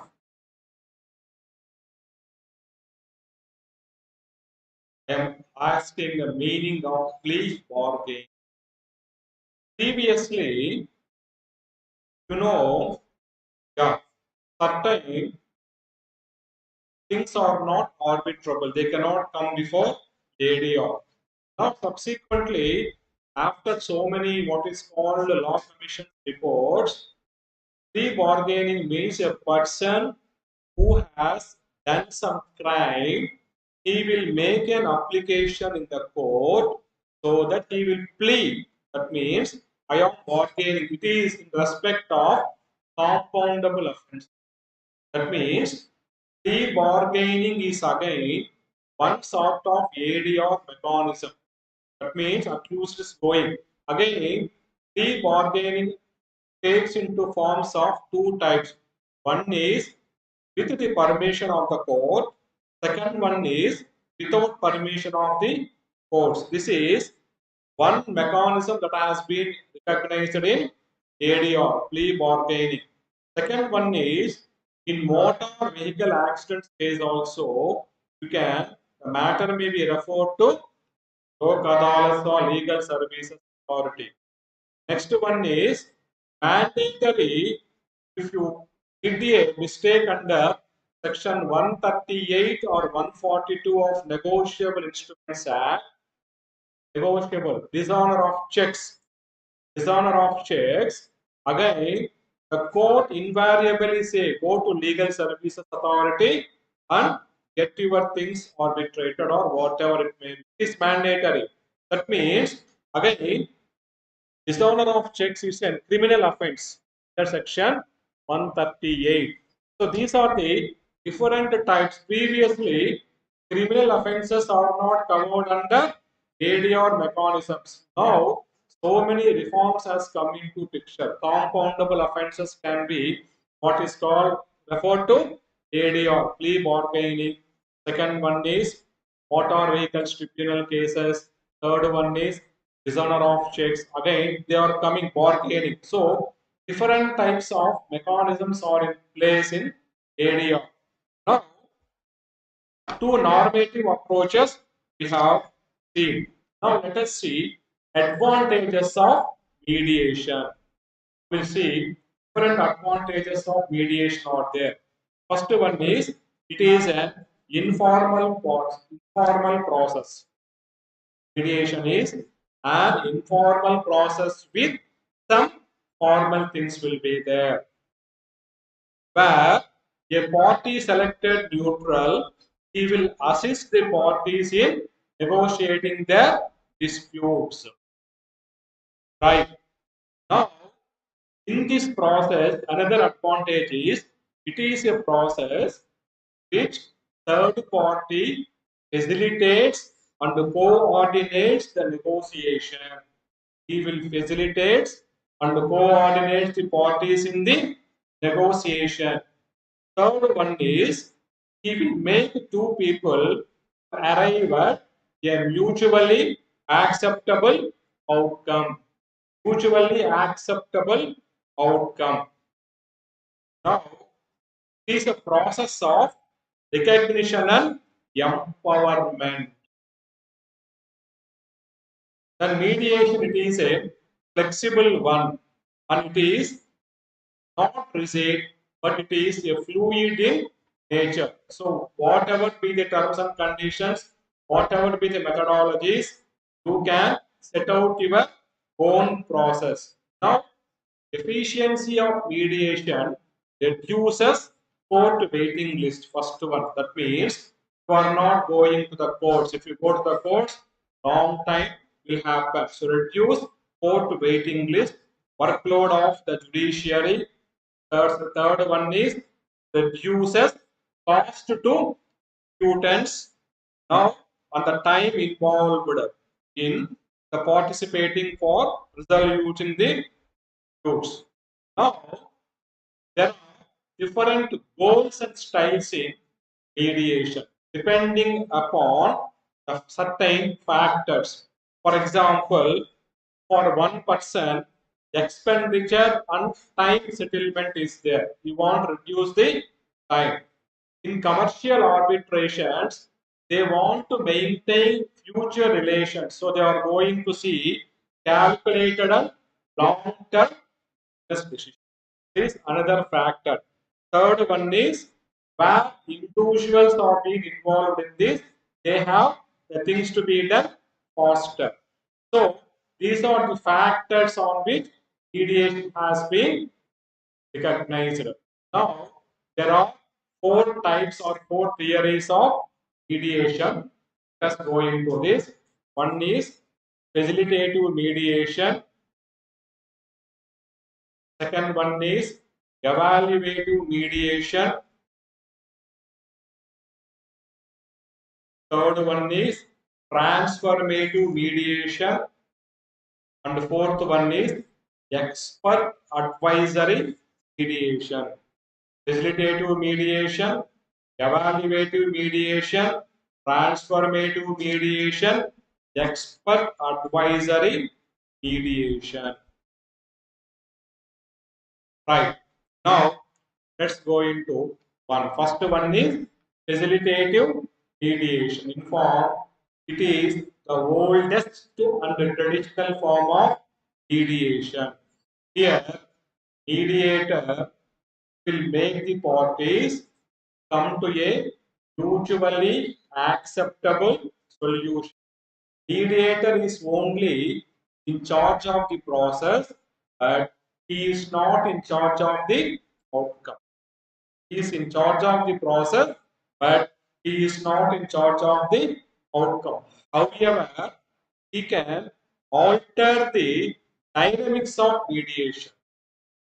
He can alter the dynamics of mediation. Here, he is putting some questions. Even he will formulate the parties' points of view and he will see the interest of the parties. The main thing is he will only facilitate in the process. He is no way concerned in the outcome of the decision of the parties. This is known as facilitative mediation. Just facilitates, will put some questions, will take some information, give additional information, and make the parties to reach consensual agreements. This is facilitative. Just he facilitates. Now, coming to second type of mediation, it is evaluative mediation. Evaluation. That means it is somewhat in similarity with judicial settlement. What whenever you are going to the courts, courts will evaluate the parties. Here also, this mediator evaluate the positive points, evaluate the negative points. Here, he will not only evaluate, he will even evaluate substantive legal rights of the parties here. Substantive legal rights. Normally, this type of mediation is with attorneys, advocates, and lawyers. They will evaluate substantive legal rights and legal perceptions of fairness. Right. Now, in arbitration, there are international rules are there for recognition of arbitral awards, whereas it is not so with the mediation. There is no international rules. So third type is transformative mediation. In this transformative mediators, they want to continue the process by developing their own resolution basis and determine the direction of the process. This is third type of mediation. Fourth type is expert advisory mediation. Here, senior lawyers and consultants will be there. Now, what they are going to do is they are known as high intensity of mediators. Why? Because they are technically sound person, technically sound in legal aspects. They provide guidance on the case, merits of the case, suitable settlement terms, and if possible, they will refer the matters to arbitration or conciliation. This is expert advisory mediation. Mostly here mediators are senior lawyers, highly technical persons. So these are the four types of mediation. So to next class, I'm going to do with rights and duties of conciliator. Or something today?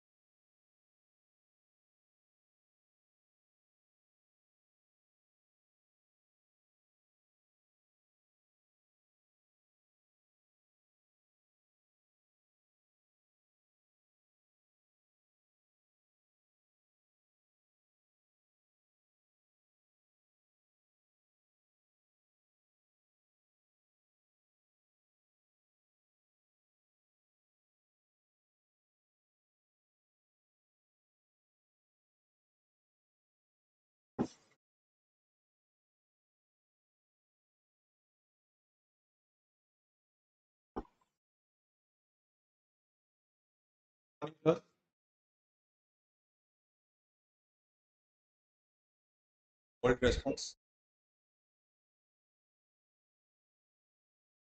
Last class we have discussed about the assignments of the prisoner. So, prisoners and the prisoners. And the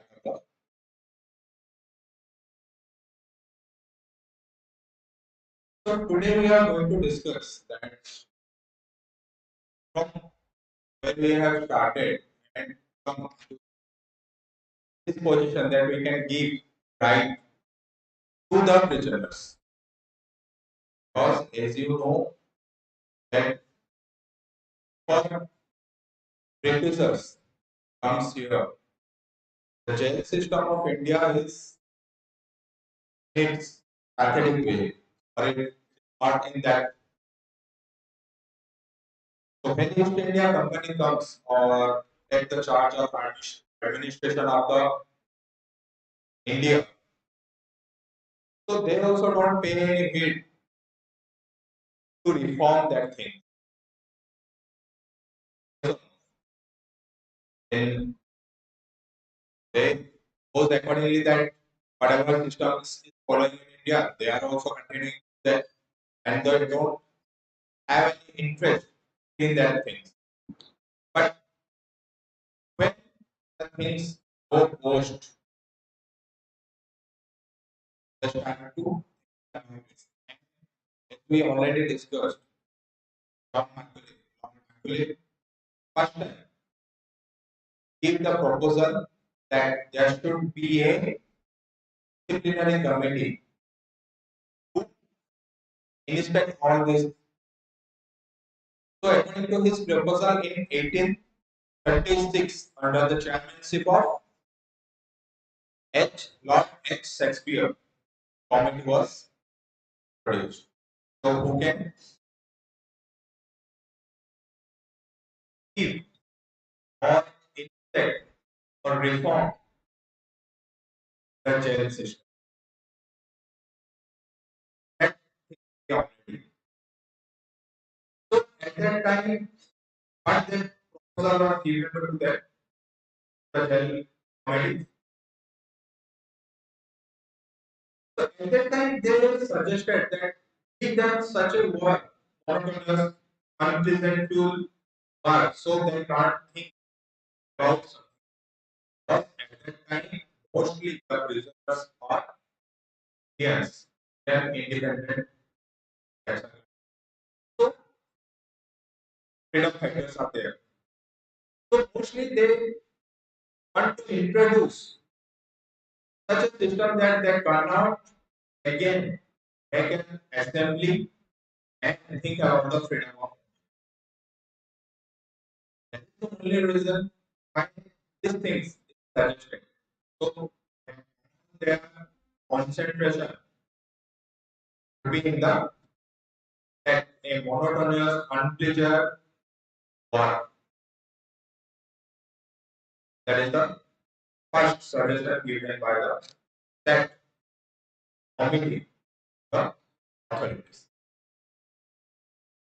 In the second, in 1864,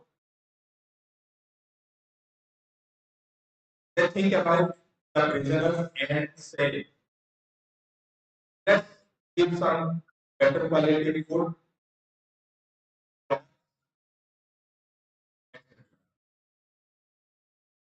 That is the second reform. Likewise,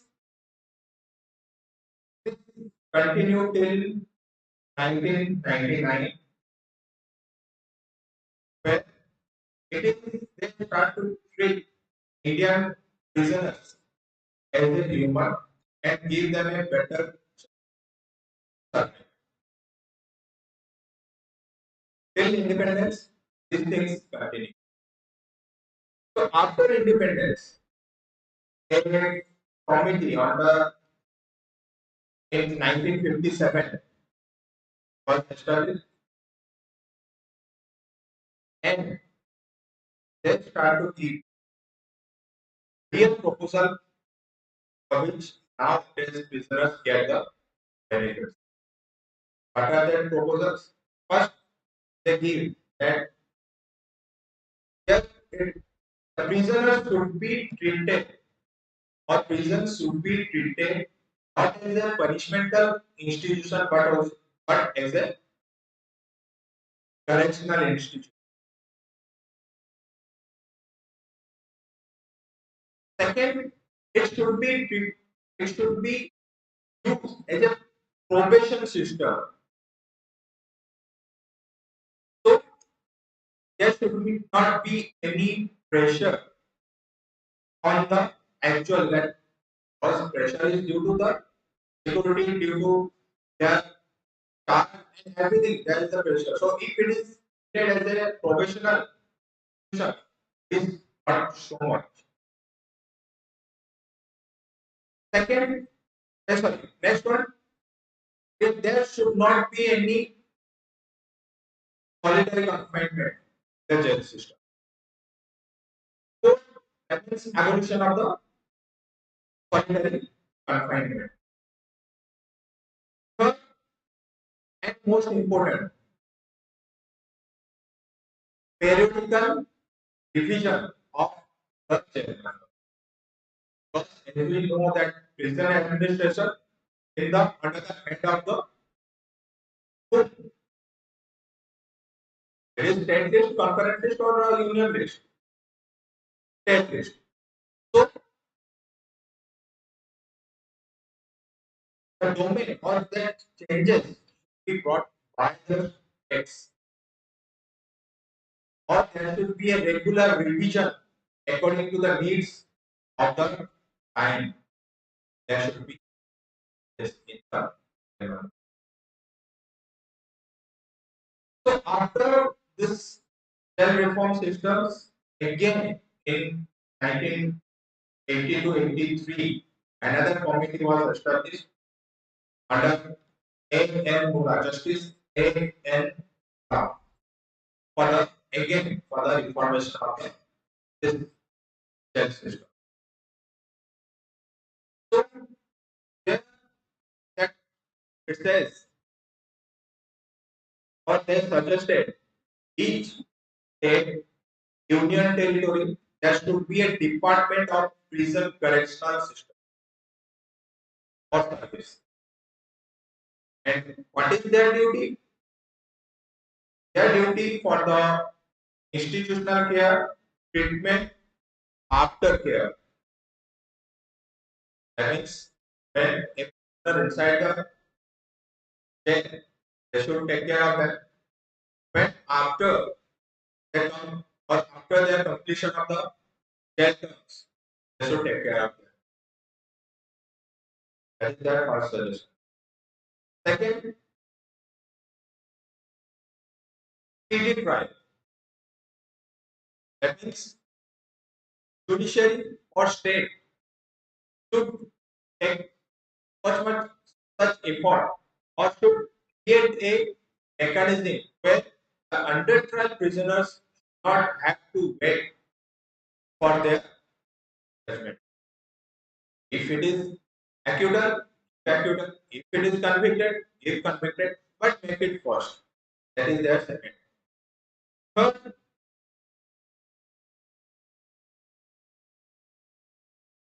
it is according to them, it is according to them, N. Mula, Justice N. Mula, they suggested, it is not always proper to give imprisonment as a punishment. So they suggested the state or the center should evolve a alternate of this prison system. These are some, and last one, as we discussed yesterday, the life and liberty. That means, yes, that after that there is fundamental right, but they want to increase the purview of right to life and liberty.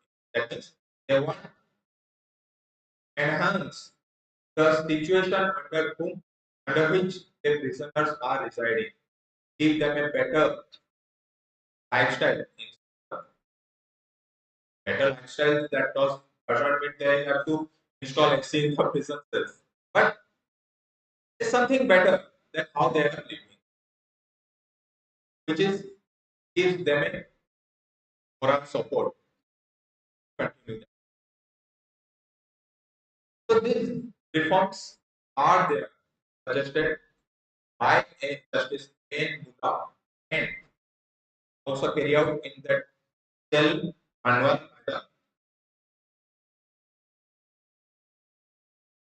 So basically, all the jail manuals, jail reform committees, whatever is their correctional, they are emphasizing only on one thing, that it's jail correction.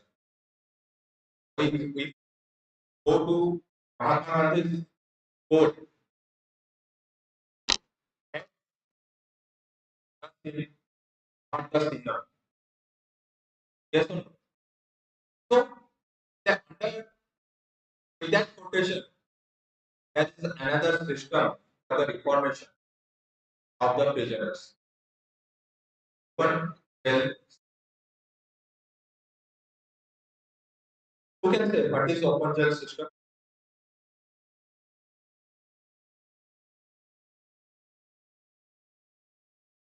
So if we want to get a proper definition, we have to go for that Geneva Convention of 1955, Prevention of Crime and Treatment of the Offenders. So according to that, an open prison is an institution where there is an absence of material or physical precaution against the escape of the prisoner. Second, and it is a system which works on the self-discipline and the responsibility of the inmates of that.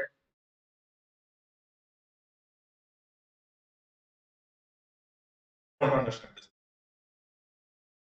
So basically, according to that definition, this means it is an institution like jail, but there is no physical or material precaution which is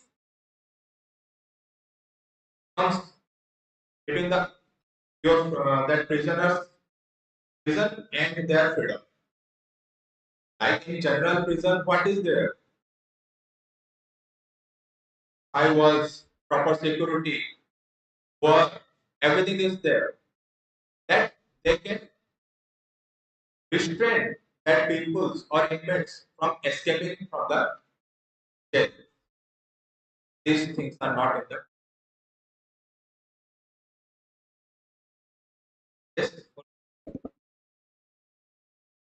So basically, this open prisons are, we can say that, without a wall, or it is open for respect.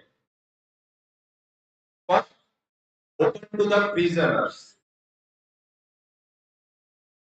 That means prisoners can go out from that periphery and have their daily works and come back to that institution in a particular time. In India or wherever there is morning hour, they have their freedoms. They can go for their work, job, anything. But the evening, they have to be in there again, open to prisoners. Second, open to security. That means there is no physical precaution which confine or restrain them from escaping. That is the second. That means as a normal jail, there is no wall, no security, nothing is there. It is just like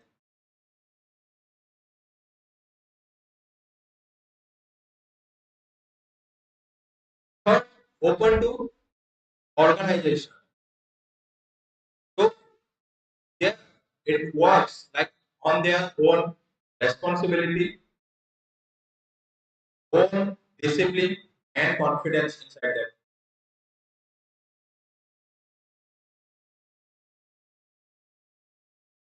And third, last one, open to public.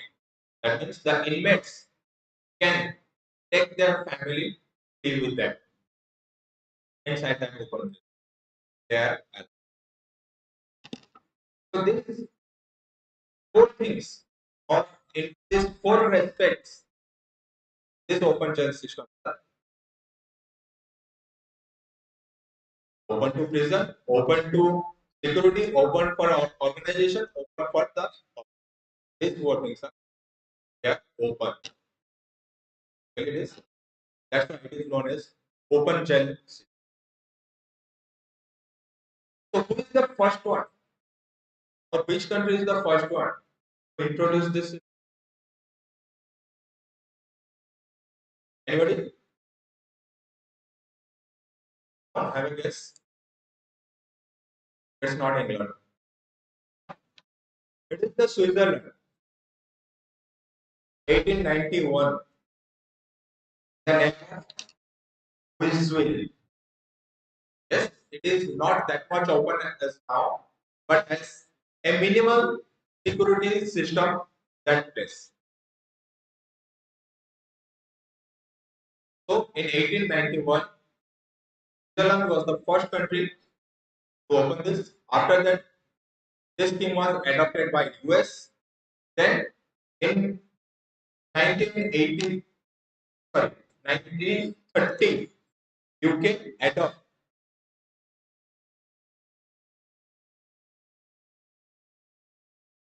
So this is the history, the open chair system. Now come to the India. So in India in 19 sorry, in 1938 in our Allahabad Central Jail, a open jail system was introduced by the police, where it is basically a probational institution where they give to those persons who becomes the accomplice or that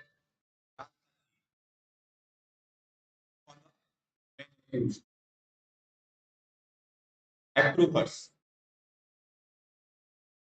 For them, they started basically, but as they it's an extra row, try to collect. So after independence in 1954, that place, open air chair system was introduced in Allahabad. Or partly, they will know it as a trial rise.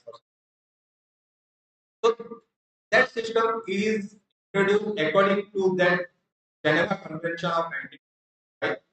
After that, this open jail system was again introduced in the independent India.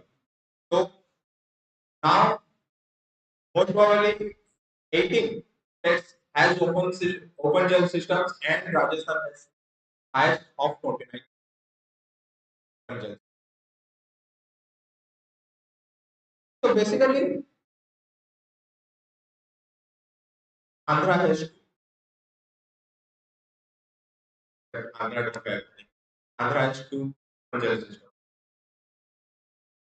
So what are the characteristics of this open jail system? Anybody?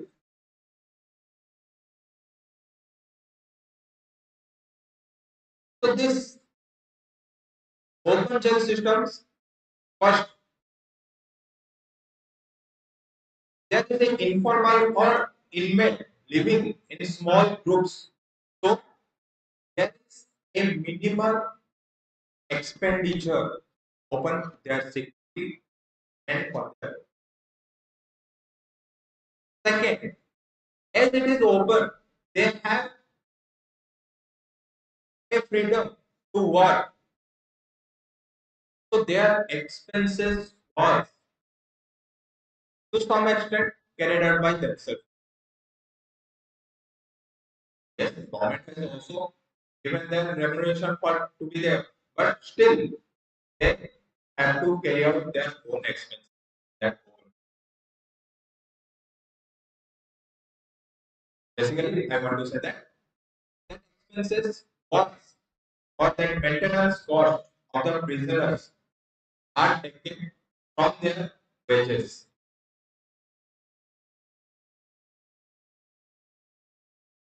There is a free and intimate contact between the staffs and inmate or inmate within themselves. So there is no one to constrain you to want to escape from that thing. So there is a friendly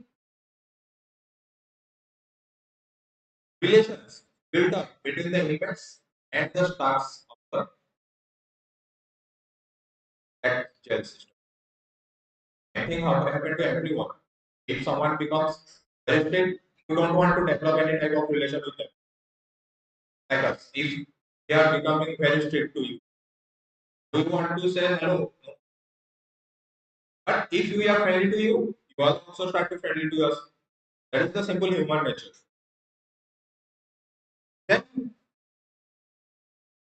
adequate facilities are given to them.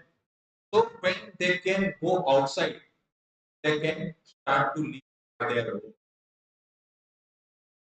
They are given a very chances to learn whatever they want to. Or agriculture, computer, carpentering, plumbing, whatever they want to, is given their chance. So they can sustain after their freedom. So this open jail system and freedom, it is a trajectory period for those who are coming from a imprisoned life to a freedom life. Because if one person is prison for some time, for him it is little bit difficult to sustain in that our society. This open jail gives him a trajectory time that yes, can adjust with that. Next one, for that inmates and for their betterment, they give a liberal bank loan system was also there.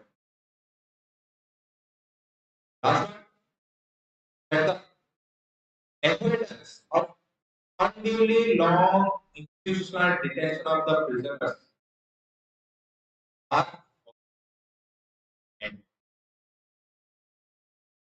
So these are the characteristics of open prisons. Now the most important question: who are the inmates of this?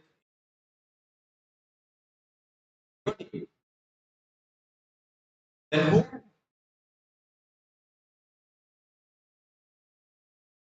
There is a general guidelines that who should be the inmates open jail system. Because jail system is a state policy, state domain. So it varies from state to state. Whatever in my state will be different from your states or different from some other states. But in general,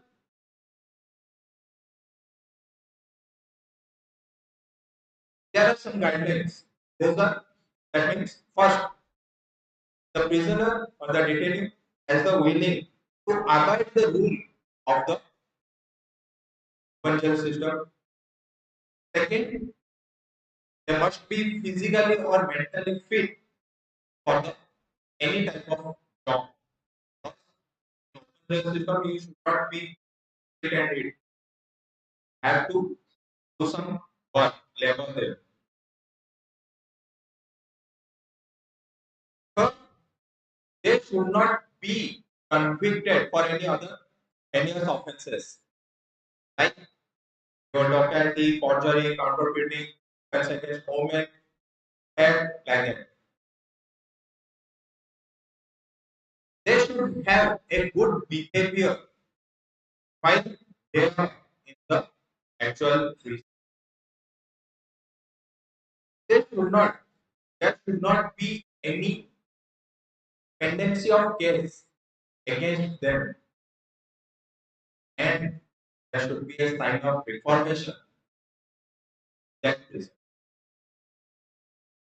These characteristics should be there while have or this characteristics, this eligibility should be there for an inmate to become an inmate of the project. So some states add the age limit, some states add that only male can be the open jail system, some say that no, both can be a inmate of. So it depends upon the state. But those points what we have discussed that the general one that be inmate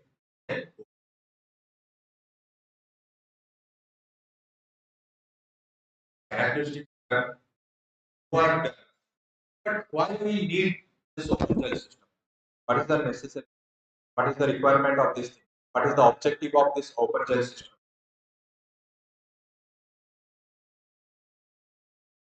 So, first one, as always I told you, is a correctional home.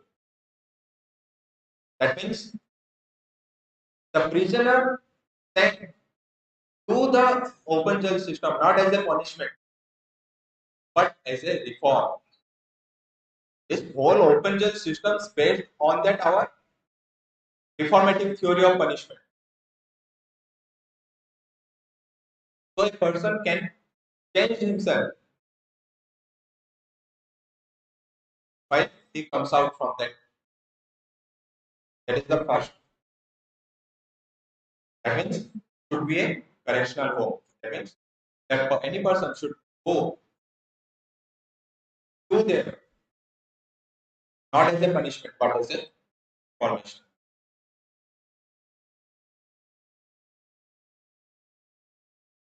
Second, unless the conditions of his captivity and restraints are considerably released, prisoner cannot be trained for freedom. So for these things, there is a saying of I don't know that particular that person. You cannot test the freedom inside a jail. Is that particular line? Well, I forgot that name of that person. Sorry for that. but you cannot test the freedom inside the jail. This is one of the objective of the open jail system. That means you, you cannot, by keeping captive someone, cannot teach them how the freedom is work. That is the second one.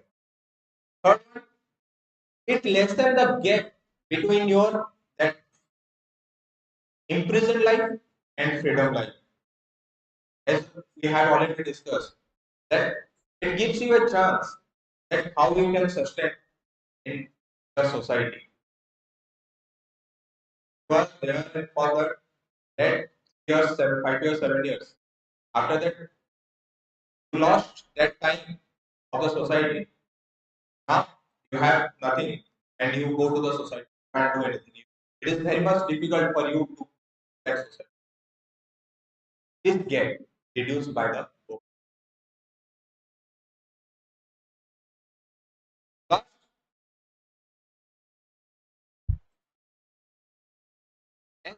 Last one is your on human nature. If you give them certain freedom, allow for them certain freedom as it is given in the open jail systems, so they don't betray you. That is the last option. That means it reduces the percentage of escape. Because you know that if your behavior was good, you can go to the open jail system, and if from there it is more easier for you to be in the society, or ultimately your that imprisonment time will be reduced. So who is going to be betrayed in the system? Nobody. So it reduces the escaping chance of the prisoner. So these objective